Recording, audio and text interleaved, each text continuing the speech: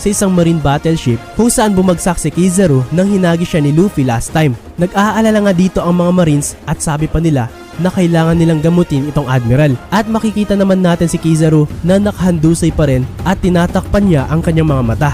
At sabi pa niya na sobrang lalim daw ng kanyang sugat. At pilit naman ng mga marines na kung ganun daw ay kailangan na nila kaagad na magamot to. At sabi naman ni Kizaru sa kanila na hayaan na lang daw siya muna ng mga to na makapagpahinga. At sa pagtatapos ng chapter ay nagulantang naman itong mga marines sa kanilang nakita. Nireport nga nila sa kanilang mga kasamahan na may isang bagay daw na mas malaki pa sa mga giants ang bigla na lang lumitaw.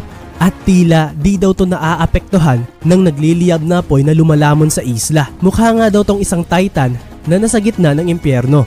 At parang may sinasabi pa raw to. Then ipapakita nga na itong bumungad sa mga marines ay ang ancient giant robot pala sa Egghead. Sinambit nga niya dito na humihingi siya ng tawad kay Joy Boy.